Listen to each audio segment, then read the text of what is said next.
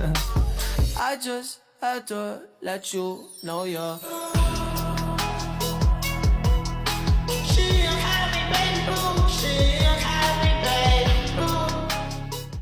Assalamualaikum warahmatullahi wabarakatuh. Halo teman-teman semuanya. Pernah nggak sih kalian merasa stres karena tugas kuliah yang menumpuk, cemas menghadapi masalah masa depan, atau bahkan merasa capek secara mental dan nggak tahu mau cerita ke siapa? Kalau pernah, berarti kalian nggak sendirian dong di sini. Di zaman sekarang, masalah kesehatan mental semakin sering dialami oleh banyak orang, terutama pada remaja dan mahasiswa. Nah, biasanya ketika seseorang mengalami masalah psikologis, mereka akan mencari bantuan melalui konseling ataupun terapi. Tetapi sebagai seorang muslim, kita punya pendekatan yang tidak hanya memperhatikan kondisi psikologis, tapi juga kondisi spiritualnya. Pendekatan itulah yang disebut konseling dan psikoterapi Islam. Pada kesempatan kali ini, saya akan menjelaskan apa sih konseling dan psikoterapi Islam, kemudian tujuannya, serta bagaimana perannya dalam membantu kesehatan mental seseorang. Sederhananya, konseling Islam adalah proses membantu seseorang yang sedang mengalami masalah dengan menggunakan nilai-nilai dan ajaran Islam sebagai pedomannya. Jadi, konselor tidak hanya membantu seseorang menemukan solusi atas masalahnya, tetapi juga membantu agar orang tersebut lebih dekat dengan Allah dan mampu melihat masalah dari sudut pandang yang lebih positif. Karena dalam Islam, setiap masalah pasti ada hikmah dan jalan keluarnya. Kalau psikoterapi Islam bisa diartikan sebagai metode atau cara untuk membantu menyembuhkan masalah mental, emosional, dan spiritual dengan pendekatan Islam. Misal, melalui doa, zikir, membaca Al-Quran, sholat, muhasabah diri, dan berbagai bentuk ibadah lainnya. Menurut para ahli, psikoterapi Islam merupakan upaya membantu individu mengatasi masalah psikologis dengan memanfaatkan nilai-nilai spiritual Islam. Jadi, terapi dalam Islam tidak hanya difokuskan pada pikiran dan perasaan seseorang, tetapi juga hubungan seseorang itu dengan Tuhannya. Kemudian, mengapa sih konseling Islam dan psikoterapi Islam itu penting? Nah, karena manusia bukan hanya memiliki tubuh dan pikiran, tetapi juga memiliki hati dan jiwa. Kadang-kadang seseorang sudah mencoba berbagai cara untuk mengatasi stres, tetapi tetap merasa gelisah karena ada kebutuhan spiritual yang belum ia penuhi. Disinilah konseling dan psikoterapi Islam menjadi penting, karena membantu seseorang menemukan ketenangan dari dalam dirinya melalui pendekatan keagamaan. Pendekatan ini membantu individu menjadi lebih kuat dalam menghadapi berbagai tantangan kehidupan. Kemudian, tujuan dari konseling dan psikoterapi Islam. Ada beberapa tujuan utama dari konseling dan psikoterapi Islam. Yang pertama, membantu seseorang memahami dirinya sendiri.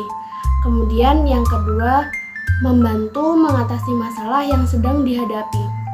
Yang ketiga, meningkatkan kepercayaan diri dan kemampuan mengembangkan potensi diri. Kemudian yang keempat, menumbuhkan ketenangan hati. Dan yang paling penting adalah membantu seseorang semakin dekat kepada Allah, karena dalam Islam, kesehatan mental dan kesehatan spiritual itu saling berkaitan.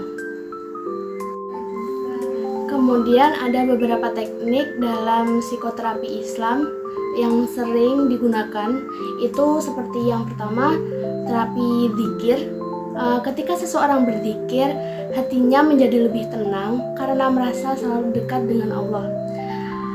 Allah berfirman dalam surah Ar-Ra'd ayat 28, yang terjemahnya yaitu ingatlah, hanya dengan mengingat Allah hati akan menjadi lebih tentram. Kemudian yang kedua adalah terapi doa. Saat berdoa, seseorang biasanya mencurahkan segala keluh kesahnya kepada Allah. Kemudian yang ketiga, terapi membaca Al-Quran. Selain mendapatkan pahala, membaca Al-Quran itu juga dapat memberikan ketenangan dan semangat dalam menghadapi masalah. Yang keempat, terapi sholat. Sholat mengajarkan ketenangan, kesabaran, dan pengendalian diri. Kelima, muhasabah diri atau introspeksi diri. Dengan muhasabah, seseorang belajar mengevaluasi dirinya sendiri dan memperbaiki kesalahan yang pernah dia lakukan, baik itu tidak sengaja ataupun disengaja. Kemudian ada contoh penerapannya. Itu misal ada seorang mahasiswa yang merasa cemas karena tugas kuliah yang menumpuk dan takut kalau IPK-nya jelek.